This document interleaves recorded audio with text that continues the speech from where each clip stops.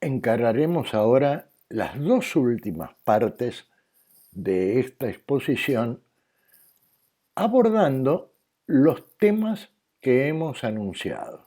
Supuestos de responsabilidad del deudor imposibilitado a pesar de la imposibilidad y el ámbito de aplicación. En estos supuestos, el deudor no puede prestar, no puede realizar la prestación. No obstante, esa imposibilidad se encuentra obligado a indemnizar los daños y perjuicios. Es que el efecto eximente de la responsabilidad no se producirá y el deudor imposibilitado deberá responder frente al acreedor frustrado por los daños que le hubiera causado.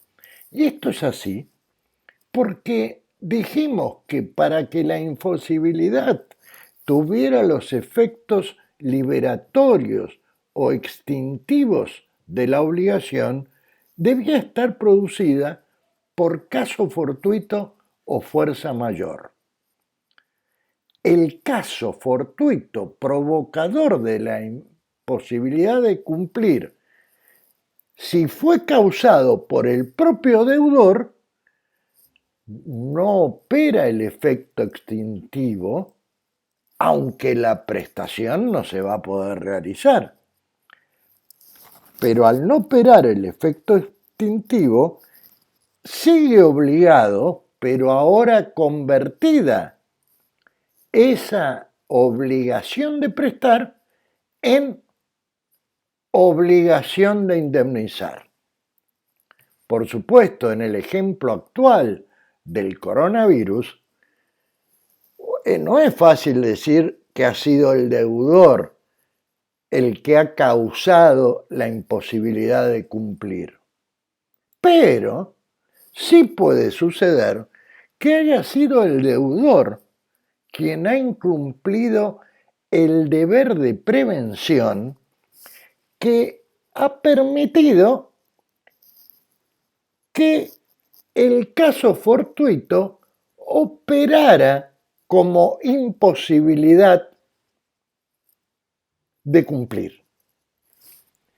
O sea, uno podría preguntarse si el caso fortuito, en este supuesto que incumplió el deber de prevención, no sobrevino por culpa del deudor.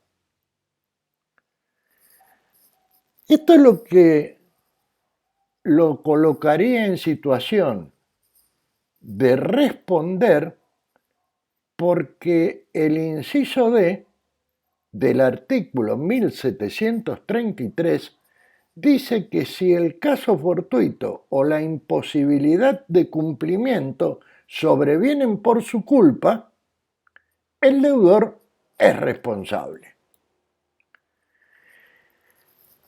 Otro supuesto es aquel en que el caso fortuito no haya sido válidamente asumido por el deudor, porque en ese caso, por el inciso A del artículo 1733, también debería responder.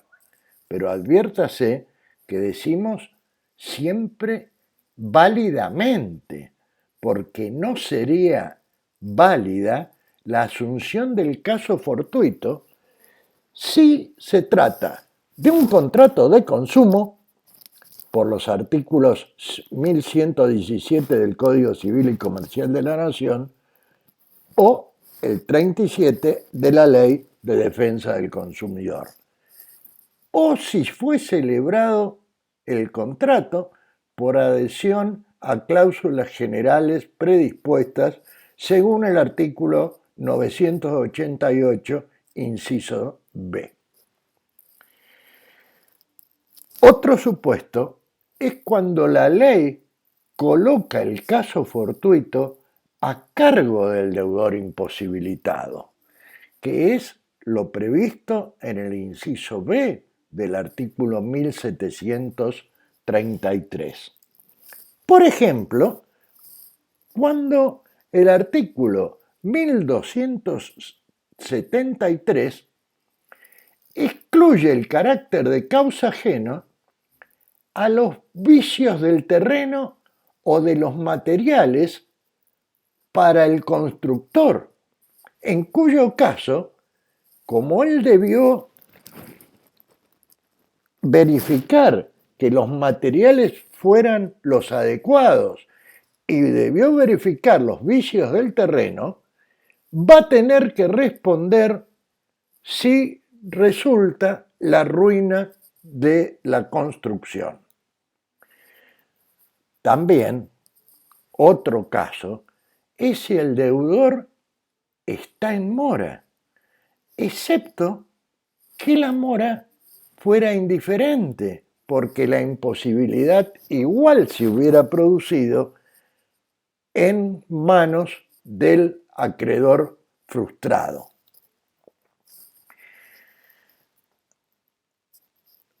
El último caso que debemos analizar es cuando se trata de una contingencia propia del riesgo de actividad. En este caso no se produce el efecto extintivo. Puede ser la imprevisibilidad de ese riesgo, sea desequilibrante del riesgo, sea desequilibrante del equilibrio del negocio, de manera tal que en ese caso despierta la vocación aplicativa de la teoría de la imprevisión, prevista en el artículo 1091 del Código Civil y Comercial de la Nación. Pero eso es harina de otro costal. Finalmente, encaremos el ámbito de aplicación. El ámbito de aplicación es amplio, se aplica a todo tipo de obligación, salvo las obligaciones de género. Pero, en este caso, también tenemos que tener en cuenta que las de género en su sentido prístino, porque si se trata de una obligación de género limitado, la imposibilidad puede operar, como sucede si se han muerto todos los perritos nacidos de un determinado parto de una perra. Si todos los perritos fallecieron, el cumplimiento de esa obligación de género limitado se ha vuelto imposible.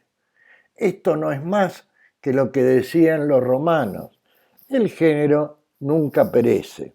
Y lo que hoy dice el artículo 763, cuando regla el periodo anterior a la individualización de la cosa debida, en el que prescribe que el caso fortuito no libera al deudor. Las obligaciones de género no son imposibles de cumplir. Esta es una de las premisas para el análisis de los efectos de la pandemia sobre las obligaciones de dar suma de dinero. Esto ya ha sido resuelto por la jurisprudencia de nuestros tribunales. Y aquí les vamos a recordar algunos de esos fallos. En este caso, el caso Pleus de la Cámara Nacional Civil Sala A, que dijo que la consignación en pesos para saldar una deuda contraída en dólares debía rechazarse, pues aunque la normativa vigente al momento del pago no le permitía al demandante adquirir directamente en una entidad financiera la totalidad de las sumas necesarias para cancelar sus obligaciones, sí existían otros mecanismos por medio de los cuales podría haberse hecho de la precitada divisa.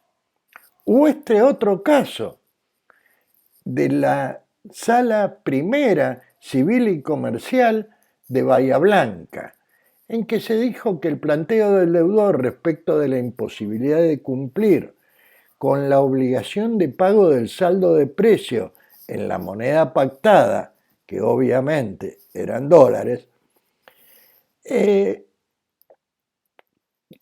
estaba impedido de comprarlos por el cepo cambiario, debía ser rechazada, pues las restricciones invocadas no excluía otros medios lícitos para la adquisición de la moneda extranjera.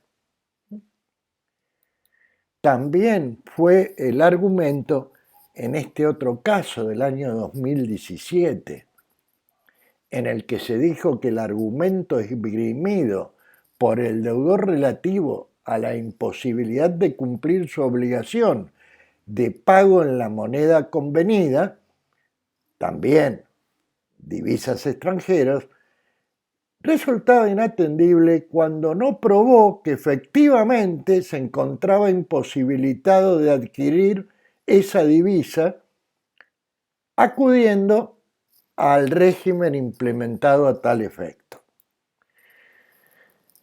Finalmente recordamos un caso del año 2013, el caso Testorelli, en el que se decidió en ese mismo sentido. Señores, muchísimas gracias, han sido ustedes muy amables, muy agradecido a la FAM por esta invitación.